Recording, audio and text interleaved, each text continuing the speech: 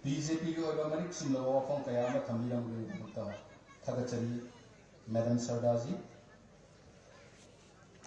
तगड़ा रहे हमारा नौजवान, ताकि तगड़ा रहे हमारा ये देश।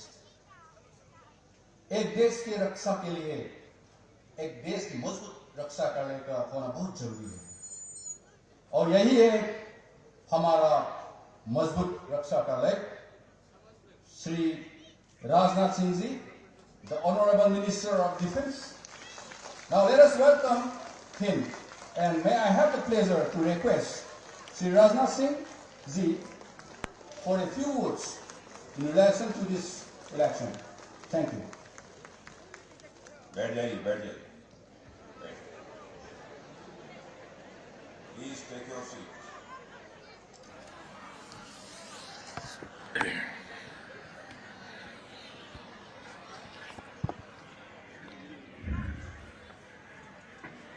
Everyone can understand हिंदी ना? No problem. मैं हिंदी में बोलूं कोई समस्या नहीं है? वाह, एक बार बोलिए, भारत माता की, भारत माता की। Very good. Bharatiya Janata party की प्रेसिडेंट श्रीमती ए शारदा देवी और आपके honourable candidate Shri Karam Shyam ji is very senior leader and state BJP treasurer Shri Om Prakash Srivastava, और यहां मौजूद मेरे सभी सम्मानित बहनों एवं भाइयों। मणिपुर में इसके पहले भी मैं आ चुका हूं। जब मैं इस कंट्री का होम मिनिस्टर था उस समय भी आया था, जब मैं पार्टी का प्रेसिडेंट था उस समय भी आया था। कई पब्लिक मीटिंग्स को एड्रेस कर चुका हूं, और फिर इस असेंबली के इलेक्शन में भी आप लोगों के बीच आया हूं। जैसा माहौल मैं पूरे मणिपुर में देख रहा हूं, उससे मेरा कॉन्फिडेंस यह पक्का हो गया है कि इस बार भी मणिपुर में भारतीय जनता पार्टी की क्लियर मेजॉरिटी से गवर्नमेंट बनने जा रही है। मेरा पक्का विश्वास है। और मणिपुर में एक ट्रेडिशन हमने जो देखा वो मुझे बहुत ही इंप्रेस किया। जब कैंडिडेट कोई चुनाव लड़ता है तो उसके सपोर्टर्स कोई चावल लेकर आता है, कोई सब्जी लेकर आता है, यानी तरह तरह के लोग गिफ्ट लेकर आते हैं और अपने कैंडिडेट की मदद करते हैं।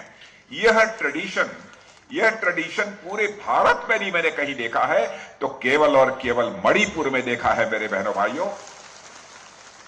इसके लिए भी मैं मणिपुर को, जनता को अपनी तरफ से हार्दिक धन्यवाद देना चाहता हूं।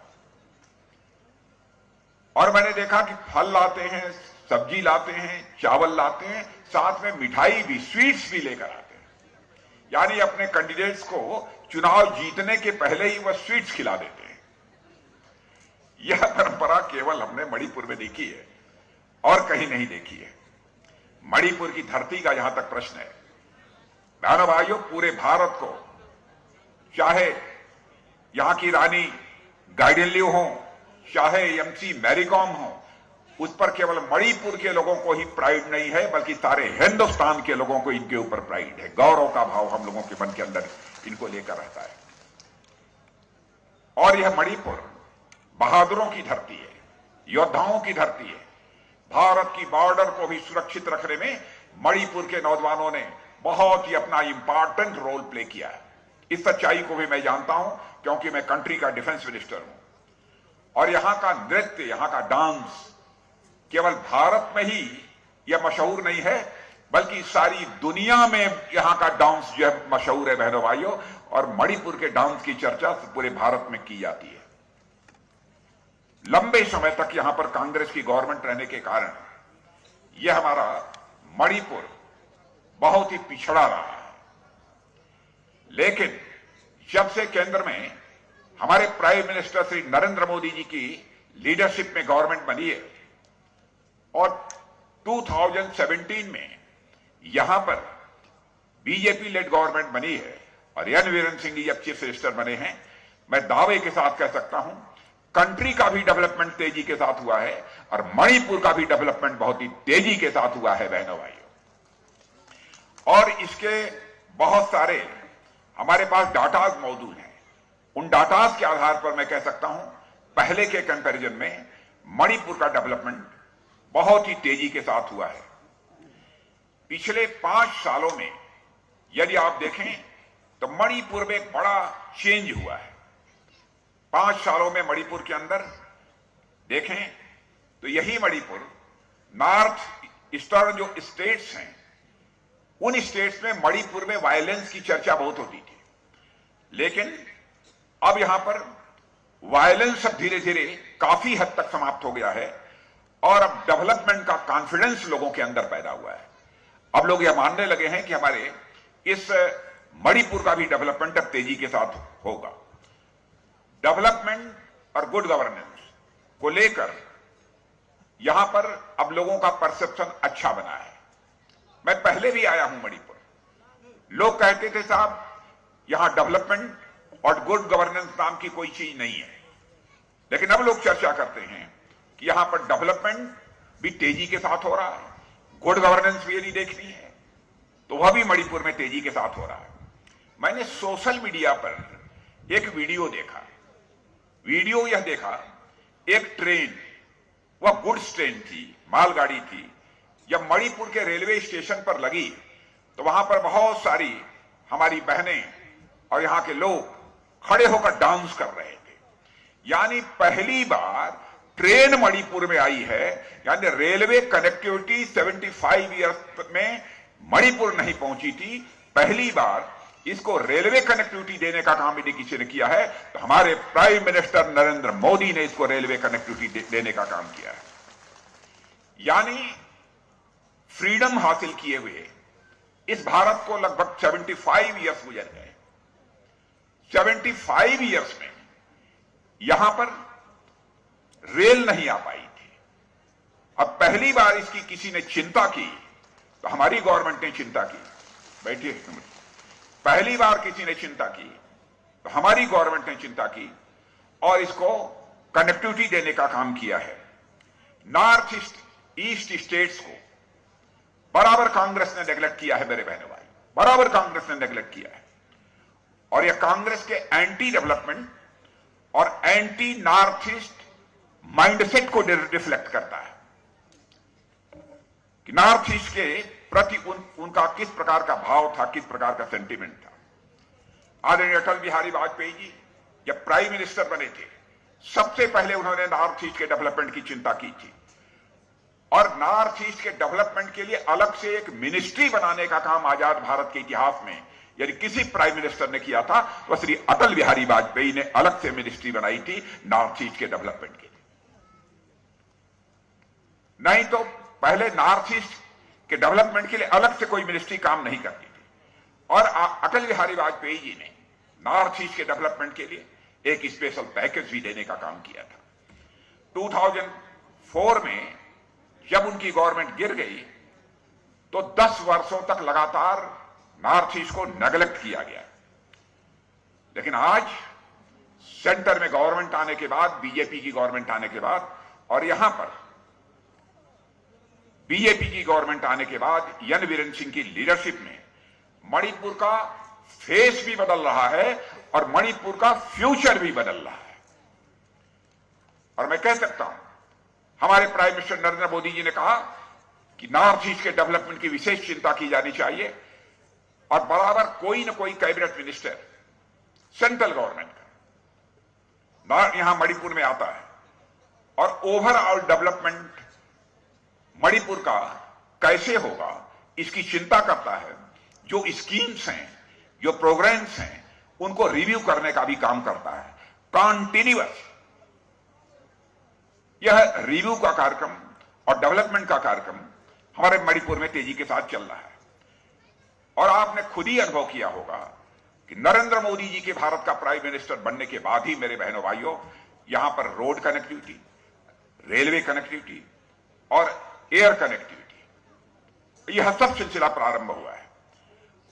नॉर्थ ईस्ट के मैं अपने दोस्तों से कहना चाहता हूं, अपने बहनों भाइयों से कहना चाहता हूं, भारतीय जनता पार्टी हिंदुस्तान की अकेली राजनीतिक पार्टी है जिसके वर्ड्स और डीड्स दोनों में कोई अंतर नहीं रहता है।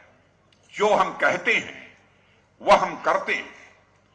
इंडिपेंडेंट इंडिया में पॉलिटिकल पार्टी के लीडर्स की वर्ड्स और डीड्स में अंतर होने के कारण, उनके कहने और करने में अंतर होने के कारण पॉलिटिशियन और पॉलिटिक्स पर से आम जनता का विश्वास समाप्त होता चला गया और यह क्राइसिस ऑफ क्रेडिबिलिटी पॉलिटिक्स में भी और पॉलिटिशियंस के प्रति भी निरंतर बढ़ती चली गई।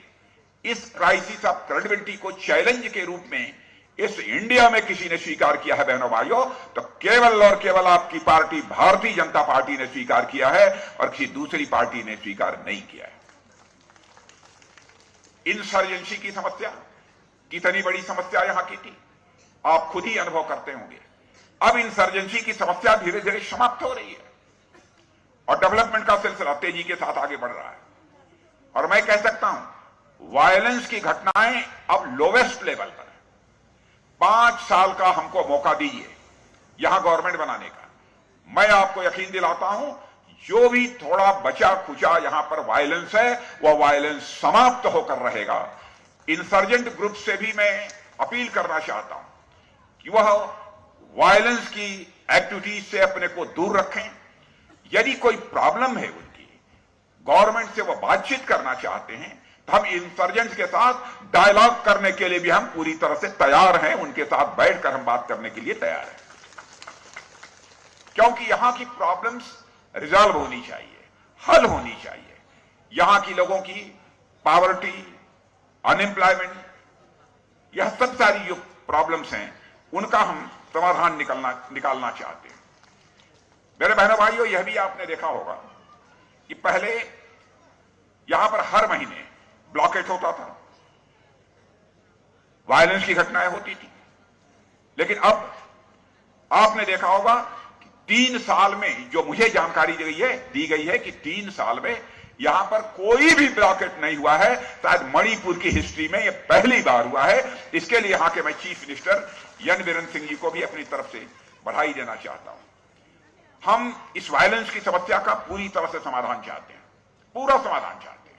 हम तो चाहते हैं इस मामले में कि यहां पर मणिपुर एक ऐसा स्टेट है, एक भी वायलेंस की घटनाएं नहीं होती हैं, उसमें सारी इंडिया में नंबर 1 स्टेट के रूप में खड़ा यदि कोई हो तो हमारा मणिपुर स्टेट खड़ा हो।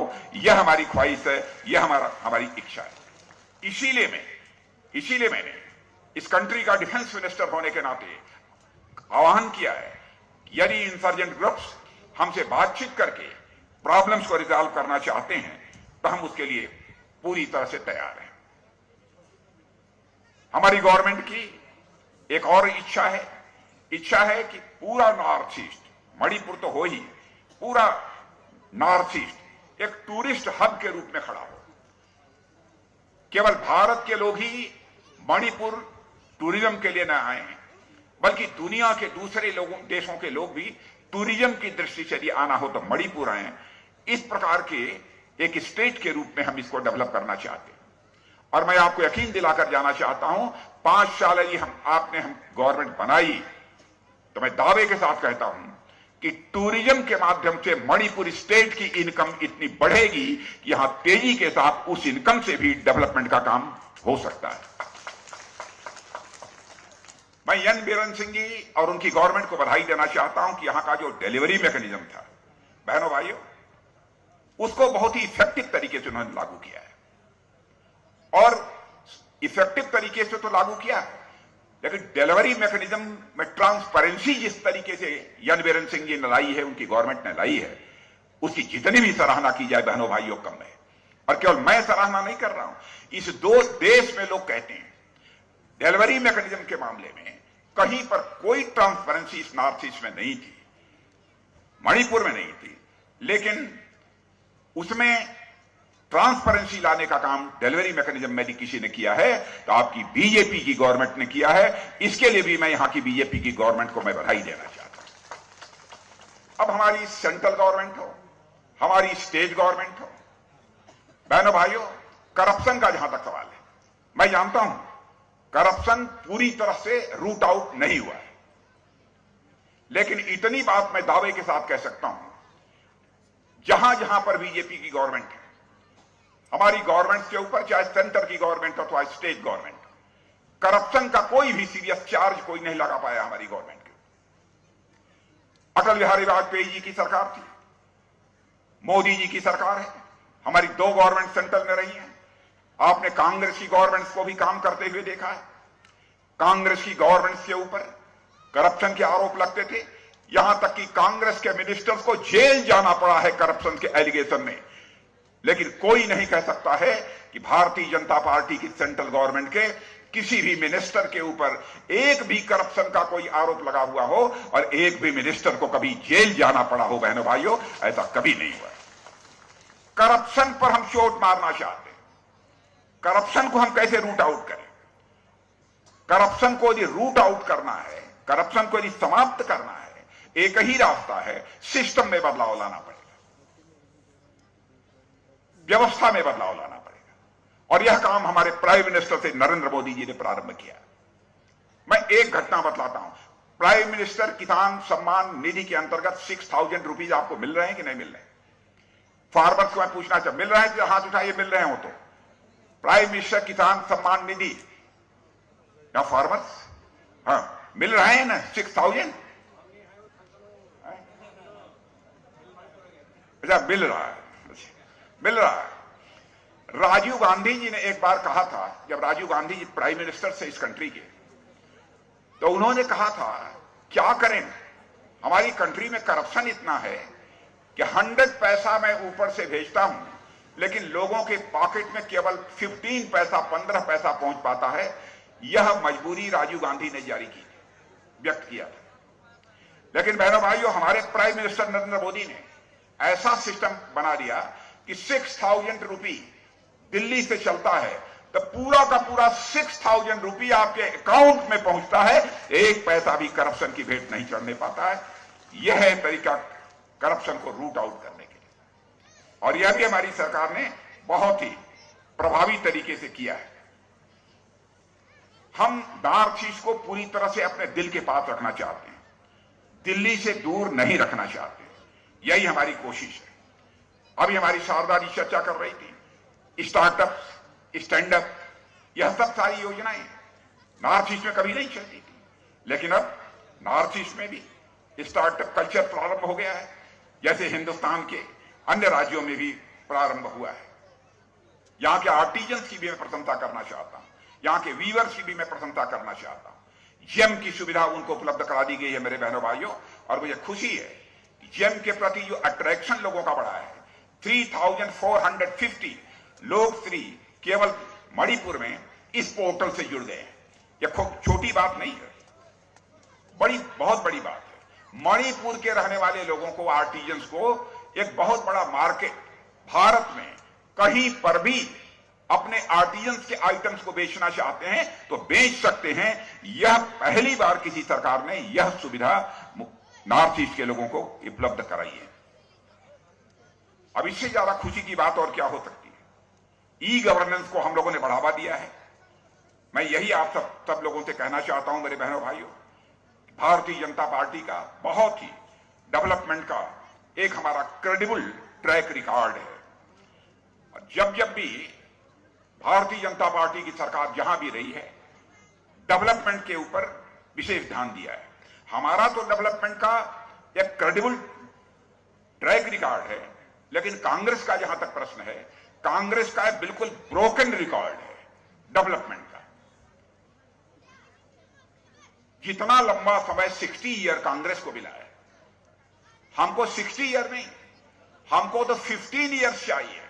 15 ईयर्स में ही हम देश को दुनिया की जो धनवान कंट्री, रिच कंट्रीज मानी जाती हैं, उन रिच कंट्रीज की क्यू में लाकर खड़ा कर देंगे। आज भारत में भी प्रॉस्पेरिटी तेजी के साथ बढ़ रही है। भारत पहले इंटरनेशनल कम्युनिटी के समक्ष वही बात कहता था, लोग सुनते नहीं थे, लेकिन आज यदि भारत कुछ इंटरनेशनल फोरम पर बोलता है तो लोग कान लगाकर भारत की बात सुनते हैं। अब लोग स्वीकार करते हैं कि भारत अब कमजोर भारत नहीं रहा है, भारत अब एक ताकतवर भारत बन गया है, मजबूत भारत बन गया है। यह धारणा सारे देश में बन गई है। भारत की तरफ दुनिया का कोई देश आंख उठाकर नहीं देख सकता है। आपने देखा उरी और पुलवामा में घटना हुई थी, पाकिस्तान से आकर आतंकवादियों ने हमारे पैरामिलिट्री फोर्सेस के ऊपर कायराना हमला करके उनकी किलिंग की थी, शहीद हुए थे वो। उसके बाद हमारे प्राइम मिनिस्टर ने डिसीजन लिया तो हमारी आर्मी ने पाकिस्तान की धरती पर जाकर जितने टेररिस्ट ट्रेनिंग सेंटर थे उसको सर्जिकल स्ट्राइक और एयर स्ट्राइक करके बर्बाद कर दिया, तबाह कर दिया। हमने सारी वर्ल्ड को यह मैसेज दे दिया कि भारत अब एक स्ट्रांग कंट्री है। हमें जो आंख दिखाने की कोशिश करेगा, हमारी जमीन पर कब्जा करने की कोशिश करेगा, तो हम उसे बॉर्डर के इस पार भी मार सकते हैं और जरूरत पड़ी तो बॉर्डर के उस पार भी जाकर मार सकते हैं। यह हमारी ताकत है, यह में से सारी दुनिया को चला गया। इसलिए मैं आप सभी लोगों से अपील करना चाहता हूं, बहनों भाइयों, मैं देख रहा था कि यहां की गवर्नमेंट ने क्या क्या काम किया है। बहुत सारे काम किए, बहुत सारे काम किए, मुझे अच्छा लगा। आयुष्मान भारत कार्ड आप लोगों को मिला है? आयुष्मान भारत कार्ड कुछ लोगों को मिला है कि नहीं मिला है?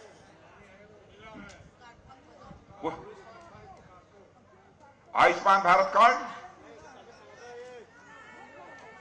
हाँ मिला है, कुछ लोगों को मिला है, कुछ लोगों को नहीं मिला है। बैठ जाइए, बैठ जाइए, बैठ जाइए। मैं आप लोगों को बतलाता हूं, आयुष्मान भारत कार्ड मिलेगा आपको, चिंता मत। जिनको नहीं मिला है उनको मिलेगा। 1 साल तक 5 लाख रुपए तक का ट्रीटमेंट फ्री होगा। यही आयुष्मान भारत योजना है, यही आयुष्मान भारत योजना। और वह कार्ड मिलेगा। ये एलपीजी गैस सिलेंडर पहुंचा है कभी कि नहीं पहुंचा है? यह पहुंचा है। यह पहली बार मोदी जी ने किया है। लकड़ी जलाकर, अंगीठी जलाकर, धुएं में आंख से पानी आता था और हमारी माताएं बहनें खाना बनाती थी। लेकिन अब वो ऐसे हालात हम लोग नहीं रहने देना चाहते।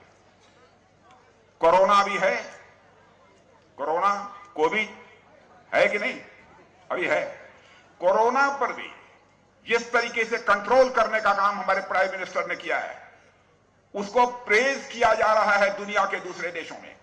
अमेरिका, फ्रांस, ऑस्ट्रेलिया, रूस, यहां पर कोरोना के कारण आज भी बड़ी संख्या में लोग मर रहे हैं, लोगों की जिंदगी जा रही है। लेकिन यहां पर कोविड पर, कोरोना पर काबू पाने में जिस तरीके से हमारे प्राइम मिनिस्टर ने करिश्मेटिक काम किया है, उसकी सराहना पूरे दुनिया में हो रही है। वैक्सीन पहले हमारे यहां नहीं बनती थी, हम दूसरे देशों से मंगवाते थे। आज वैक्सीन हमारे देश में ही नहीं, देश में तो बनी रही है, हम दुनिया के दूसरे देशों को भी वैक्सीन एक्सपोर्ट करने का काम कर रहे हैं। यह भारत की ताकत बड़ी है। इसलिए मैं आप सभी से अपील करने आया हूं मेरे बहनों भाइयों, कि आप सभी का समर्थन भारतीय जनता पार्टी को प्राप्त होना चाहिए और हमारे यहां के कैंडिडेट श्री करम सिंह जी को जिता देंगे। जिता देंगे? हाथ उठाकर जरा बतलाइए, जिता देंगे? पक्का मानकर जाऊं? और बहनों भाइयों, ये करम सिंह जी को आपने कितने में 5,000 6,000 से नहीं जिताना है, तो इस बार 8,000 से आप जिता दीजिए करम सिंह जी को। यह मैं अपील करने आया हूं। 8 to 10,000 से हमारे करम सिंह जी जीतने चाहिए। इसलिए आज के इस अवसर पर इससे ज्यादा कुछ न कहते हुए आप सबको धन्यवाद देते हुए, बहुत देर से आप लोग प्रतीक्षा कर रहे हैं, मैं अपनी बात समाप्त करता हूं। Thank you very much. So nice of you.